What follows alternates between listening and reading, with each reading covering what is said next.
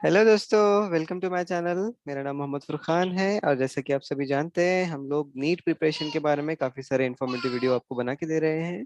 तो आज का हमारा टॉपिक है एनवायरमेंटल इश्यूज के बारे में। अगर आपने अभी तक हमारे चैनल को सब्सक्राइब नहीं किया है तो प्लीज़ हमारे चैनल को सब्सक्राइब कीजिए ताकि आपको नए से नई अपडेट मिलती जाए और आपका सिलेबस भी जल्दी से जल्दी रिवाइज हो जाए। हमारे इस चैनल पे हम आपको काफ़ी सारे वीडियोस बना के देते हैं जो आपको फ्री में अवेलेबल होंगे और आप उससे अपना इंफॉर्मेशन काफ़ी क्विकली रिवाइज कर सकते हो। आज का हमारा जो टॉपिक है वो है एनवायरमेंटल इश्यूज। ये 12th स्टैंडर्ड का चैप्टर है जिसमें हम लोग अलग अलग वीडियोस बनाने वाले हैं। जिसमें आज पहला वीडियो बनेगा air control and air pollution के रिलेटेड, फिर उसके बाद बनेगा water pollution and its control, फिर solid waste, then agrochemical waste and its effect, radioactive waste, then greenhouse effect and global warming, then ozone depletion in the stratosphere, then degradation and improper use of maintenance of the substances, and then we are going to cover about deforestation। तो ये इस तरह से हम नए 9 अलग अलग topics को कवर करने वाले हैं। आज का जो हमारा जो टॉपिक है वो एयर पोल्यूशन से रिलेटेड है और उसके कंट्रोल के बारे में है। तो आज के टॉपिक पे जाने से पहले आज का हम देखते हैं कि पोल्यूशन क्या होता है। Pollution is anything which is undesirable change, यानी कि जो हमको चेंज एक्सपेक्टेड नहीं है एनवायरनमेंट में, ऐसे चेंजेस को हम पोल्यूशन कहते हैं। जिसमें होता है फिजिकल चेंज, केमिकल चेंज या बायोलॉजिकल चेंज, जो कि एयर, लैंड, वाटर या सॉइल का हो सकता है। तो any undesirable change in physical, chemical और biological nature in air, land, water और soil is called as pollution. और इंडिया में एनवायरनमेंट प्रोटेक्शन के लिए एक एक्ट बना है 1986 में, जो कि अलग अलग एनवायरमेंटल इश्यूज को कवर करता है। तो आज हम लोग जो कवर करने जा रहे हैं वो टॉपिक का नाम है एयर पोल्यूशन। तो एयर पोल्यूशन होता क्या है? एयर के अंदर होने वाले अलग अलग अनडिजायरेबल चेंजेस जिसके रीजंस हो सकते हैं burning of garbage, industrial exhaust and automobiles. इसके अलावा और भी काफी सारे हैं, ये सिर्फ इलस्ट्रेटिव एग्जांपल्स हैं। तो इससे इफेक्ट क्या होगा? Impact of air pollution, adverse effect होते हैं क्रॉप प्रोडक्शन पे, रेस्पिरेटरी डिसीजेस होते हैं ह्यूमंस एंड एनिमल्स में, देन डैमेजेस होते हैं नेचुरल रिसोर्सेज को। इसके बाद एयर पोल्यूशन से रिलेटेड इंडिया के जो सर्वे होता है या इंडिया के बारे में जो भी इंफॉर्मेशन मिलती है उस कुछ इस तरह से है कि इंडिया में हर साल 1 लाख बच्चों की डेथ होती है हर 5। ठीक है। India air pollution is killing 1 lakh children under the age of 5 years, मतलब 5 साल से कम उम्र के जो बच्चे हैं उनकी 1 लाख बच्चों की डेथ होती है हर साल, जो कि टोटल 12.5% होता है all cause death of this year group. Okay. WHO के हिसाब से इंडिया में 9 ऐसे सिटीज हैं जो वर्ल्ड के सबसे ज्यादा पोल्यूटेड सिटीज हैं। पिछले कई सालों से इंडियन गवर्नमेंट ने काफी सारे इनिशिएटिव्स लिए हैं जिसमें काफी नोटेबल पोल्यूशन कंट्रोल एक्ट्स भी है।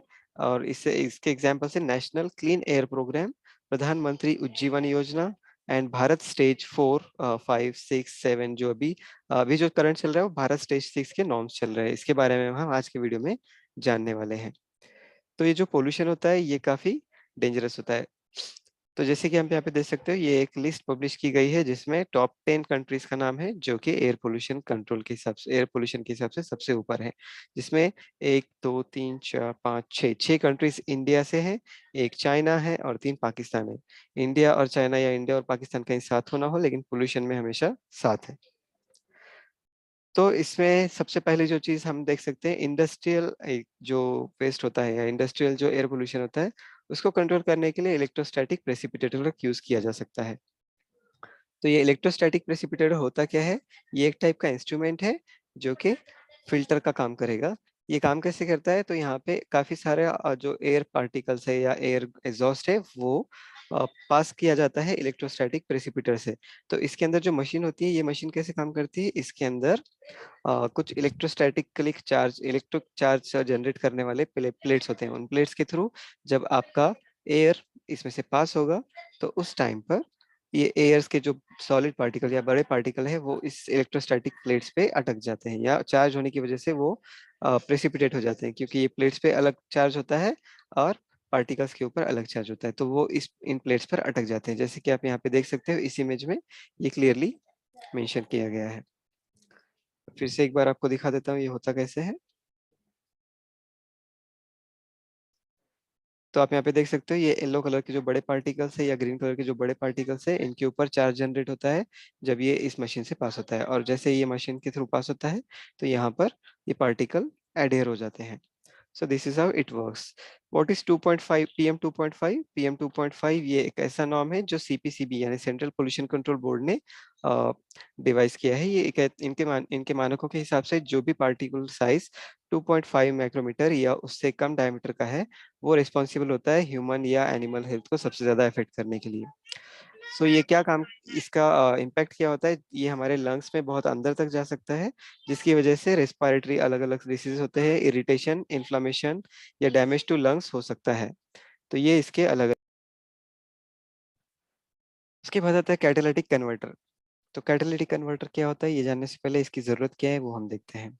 काफी सारे ऑटोमोबाइल्स का जैसे नंबर बढ़ते गया, नंबर बढ़ने के साथ साथ एनवायरमेंटल पोल्यूशन भी बढ़ते गया, क्योंकि जो फ्यूल इंजन होता है वो फ्यूल इंजन इनकम्प्लीट एग्जॉस्शन की वजह से काफी सारे अलग अलग टाइप की गैसेस रिलीज करता है। फॉर एग्जाम्पल नाइट्रस ऑक्साइड या कार्बन मोनोऑक्साइड। तो इस तरह के जो गैसेस है, ये गैसेस जो रिलीज हो रहे हैं, ये गैसेस एनवायरमेंटल पोल्यूटेंट का काम करते हैं, क्योंकि इसकी वजह से एसिड रेन भी हो सकता है या इसकी वजह से जो ह्यूमंस है उनको भी प्रॉब्लम आते हैं, तो रेस्पिरेटरी डिसीजेस के चांसेस बढ़ते हैं। तो उसी के लिए काफी सारे गाड़ियों के अंदर एग्जॉस्ट जो बना हुआ होता है उसके साथ कैटालिटिक कन्वर्टर नाम का एक छोटा सा डिवाइस भी होता है। ये डिवाइस क्या होता है, ये डिवाइस होता है जिसके अंदर पैलेडियम या प्लेटिनम के और गैलियम के जो भी एलिमेंट्स है, इनके एलिमेंट्स के बेसिस पे कैटालिटिक रिएक्शन की जाती है, जो कि एनवायरमेंटल पोल्यूशन को कम करती है। वो कैसे कम करती है, by the conversion of unwanted substances into desirable substances. जैसे कि आप यहाँ पे देख सकते हो, इस इमेज में यहाँ पे क्लियर है, जो भी आपका इंजन का एमिशन है वहाँ पे यहाँ पे से कार्बन मोनोऑक्साइड, नाइट्रस ऑक्साइड इस इंस्ट्रूमेंट के अंदर यानी कि कैटालिटिकल कन्वर्टर के अंदर जाता है। और कैटालिटिकल कन्वर्टर क्या करता है, इसका कन्वर्शन करता है वाटर में, कार्बन डाइऑक्साइड में एंड नाइट्रोजन एयर में। तो इस तरह से जो भी आपके अनवांटेड रिलीज होने वाले सब्सटेंसेस या गैसेस है उनका कन्वर्शन हो जाता है नॉर्मल एनवायरमेंटल गैसेस के अंदर। तो इस तरह से कैटालिटिक कन्वर्ट का फंक्शन है। इसके बाद हम देखने वाले हैं एम्बिएंट एयर कंट्रोल स्टैंडर्ड क्या है। Ambient air control standard related करता है नॉइस पोल्यूशन से। नॉइस पोल्यूशन जैसे कि आप जानते हो बहुत ही डेंजरस चीज है, भले ही हम उसको क्वांटिफाई ज्यादा नहीं कर पाते हैं क्योंकि हम उसको जान पाते नहीं, क्योंकि हर जगह पे हमको आजकल एनवायरमेंटल प्रॉब्लम ऐसे दिखता है, नॉइस हर जगह दिखता ही है, पर हम उसको क्वांटिफाई नहीं कर पाते। तो एनवायरमेंटल पोल्यूशन में नॉइस पोल्यूशन भी एक काफी इंपॉर्टेंट फैक्टर है। नॉइस पोल्यूशन किसी कंसिडर किया जाएगा जो कि नॉर्मल एनवायरमेंटल साउंड को डिस्टर्ब करते हुए उसके अंदर ज्यादा साउंड को प्रोड्यूस करवा देना, जो कि ह्यूमंस और अदर ऑर्गेनिजम्स की हेल्थ को अफेक्ट करेगा। तो साउंड को मेजर करने का एक यूनिट होता है जिसे डेसिबल कहा जाता है। ये पर्टिकुलर लिमिट के ऊपर अगर जाने लगा तो उसे नॉइस पोल्यूशन कहा जाएगा। तो एम्बियर क्वालिटी कंट्रोल स्टैंडर्ड्स क्या है, एक रूल आया है नॉइस पोल्यूशन से रिलेटेड ईस्वी सन 2000 में। ये जो रूल था, इस रूल के अंतर्गत, ये रूल किस चीज के लिए है, regulation and control of noise pollution. ये आता है एनवायरमेंटल प्रोटेक्शन एक्ट 1986 के अंडर। ठीक है। तो इसके तहत जो मानक बने हुए वो मानक कुछ इस तरह से अलग अलग एरियाज के अंदर decibel, day time and night time में कितने डेसिबल तक साउंड प्रोड्यूस होता है या होना चाहिए, उसके ऊपर नहीं जाना चाहिए, ये उसके मानक है। तो इंडस्ट्रियल एरिया में 75 डेसिबल के ऊपर डे टाइम में नहीं जाना चाहिए, कमर्शियल एरिया में 65 डेसिबल के ऊपर, रेसिडेंशियल एरिया में 55 के, और साइलेंस जोन में 50 डेसिबल के ऊपर साउंड नहीं जाना चाहिए। जबकि नाइट टाइम में इससे और भी कम साउंड जो होता है उसकी परमिशन होती है। अगर साउंड क्वालिटी या साउंड इंडेक्स इसके ऊपर जाता है तो आप इसके अगेंस्ट कंप्लेन कर सकते हो पोल्यूशन कंट्रोल बोर्ड के अंदर। उसके बाद आता है case study related to vehicle air pollution control in Delhi. तो दिल्ली में जो एयर पोल्यूशन पहले होता था उसको कंट्रोल करने के लिए अलग अलग भारत स्टेजेस यानी कि गाड़ियों के अलग अलग पोल्यूशन कंट्रोल स्टेजेस लाए गए थे, जिसका अभी भारत स्टेज नंबर 6 चल रहा है। हमारे बुक्स में जो मेंशन किया गया है वो अप टू 4th लेवल तक मेंशन किया गया था, पर एडिशनली हमने आपको 6th लेवल तक भी यहाँ पे मेंशन किया है। जो इसकी शुरुआत हुई थी 1991 से। तो 1991 में या 1990s में जो पहला नॉर्म आया था, वहाँ पे ये मेंशन किया गया था कि हमारे जो व्हीकल्स है उसके अंदर एक कंट्रोल होना चाहिए जहाँ से ये पार्टिकुलर मैटर आ रहा है उससे रिलेटेड। उसके बाद सुप्रीम कोर्ट के हस्तक्षेप के बाद काफी सारे कमिटीज की रिपोर्ट्स आई और उनके बेसिस पे ये भारत स्टेज या यूरो स्टेज 1 2 3 जो है वो स्टार्ट हुआ है। ठीक है, यूरो स्टेज 1 या भारत स्टेज 1, इस तरह से नॉर्म्स जो यूरोप में लगे हैं वो इंडिया में भी लगने चालू हुए हैं। तो भारत स्टेज 4 में पेट्रोलियम डिस्टिल व्हीकल जो है उनसे नाइट्रस ऑक्साइड की जो लिमिट थी वो 80 mg की थी या 80 ppm या पार्ट्स पर मिलियन की थी, जो कि अभी रिड्यूस करके 60 पार्ट्स पर मिलियन हो चुकी है। और पार्टिकुलेट मैटर की जो साइज थी, जो लिमिट थी वो 4.5 mg पर केजी, ये नई एडिशनल है 6 भारत स्टेज में, पिछली भारत स्टेज में नहीं थी। उसके बाद डीजल फ्यूल व्हीकल जो थे उनके अंदर नाइट्रोजन ऑक्साइड जो है या नाइट्रस ऑक्साइड जो है इसकी लिमिट 250 mg की थी, लेकिन अभी वो रिड्यूस होके 80 mg पर आ गई है। पार्टिकुलेट मैटर की लिमिट जो है वो पहले 25 mg की थी, तो जो अब रिड्यूस होके 4.5 mg की है। हाइड्रोकार्बन्स या नाइट्रस ऑक्साइड की कंबाइंड लिमिट जो पहले थी 300 mg की, वो अभी रिड्यूस होके 170 mg तक नीचे लाई चुकी है। तो इस तरह से हम डे बाय डे हमारे पोल्यूशन कंट्रोल्स को रिड्यूस करते जा रहे हैं, और जो नई ऑटोमोबाइल इंडस्ट्रीज है उसको भी हम इस तरह की गाइडलाइंस के अंदर ला रहे हैं। तो ये अलग-अलग Bharat stage and euro stages का कंपैरिजन है। दो ईस्वी सन 2000 में पहला स्टेज लगा था जिसे भारत स्टेज 1 या यूरो स्टेज 1 कहा जाता था। ये लगा था ईस्वी सन 2000 में, ये नेशन वाइड था। उसके बाद भारत स्टेज 2 अलग-अलग फेजेस में आया 2001, 3 और 5 में। तो एनसीआर में पहले लगा, फिर दिल्ली, मुंबई, कोलकाता एंड चेन्नई में। फिर 14 अलग-अलग सिटीज में, फिर नेशन वाइड लगा। फिर यूरो स्टेज 3 लगा, भारत स्टेज 3 2005 से 2010 के बीच में नेशन वाइड लग गया है। उसके बाद भारत स्टेज 4 जो है वो 2010 में लगा था दिल्ली एनसीआर में।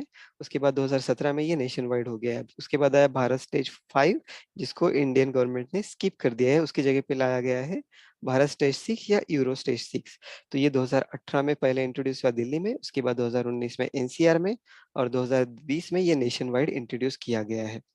तो इस तरह से भारत स्टेजेस, भारत के जो जो पोल्यूशन कंट्रोल बोर्ड है, उन्होंने अलग-अलग स्टेजेस यहाँ पे मेंशन किए गए हैं। तो आप सभी के इन्फॉर्मेशन के लिए हम यहाँ पे एक एडिशनल वीडियो चला रहे हैं। जैसे कि आप यहाँ पे देख रहे हो, ये अभी current world air quality index ranking है। ये पब्लिश करती है आईक्यू एयर अर्थ पोल्यूशन मैप। ओके, तो यहाँ पे हम देख सकते हैं अभी ये जो एयर है इंडिया की, ये काफी ज्यादा आपको यहाँ पे रेड या ऑरेंज कलर में दिख रही होगी।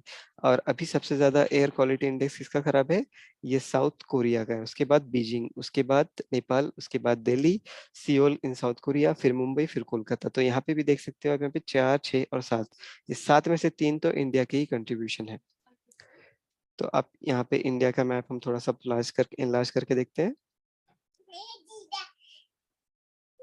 तो जैसे कि आप यहाँ पे देख सकते हो, इंडिया का ये मैप है। यहाँ पे आप देख सकते हो इंडिया के मैप के अंदर ये जो करंट क्वालिटी है, लगभग इंडिया का पूरा एरिया यहाँ पे रेड या ऑरेंज कलर में रिप्रेजेंट किया गया है। तो सबसे ज्यादा अभी pollution Delhi, then Mumbai and Kolkata में देखा जा रहा है। So this is the live situation of India. तो जैसे कि आप सभी ने देखा, हम लोगों ने काफी सारे पॉइंट्स को कवर किया है एयर पोल्यूशन से रिलेटेड। और अगर आपने अभी तक हमारे चैनल को सब्सक्राइब नहीं किया है तो आई रिक्वेस्ट यू कि हमारे चैनल को सब्सक्राइब करें, ताकि आपको कभी ना इस तरह की इन्फॉर्मेशन मिलती जाए और आप कोई भी वीडियो मिस ना करें। आपको अगर कोई भी रिलेटेड क्वेरी हो या आपका कोई पर्टिकुलर टॉपिक के ऊपर वीडियो चाहिए होगा तो आप हमें मेंशन कीजिए, हम अकॉर्डिंगली आपकी इस क्वेरी सॉल्व करेंगे और आपको नया वीडियो बना के देंगे। हमारे चैनल को सब्सक्राइब कीजिए, शेयर कीजिए, कमेंट कीजिए और लाइक कीजिए, ताकि ये इन्फॉर्मेशन ज़्यादा से ज़्यादा लोगों तक पहुंच सके और उनका भी फायदा हो। Thank you dear friends, keep visiting, take care, do study.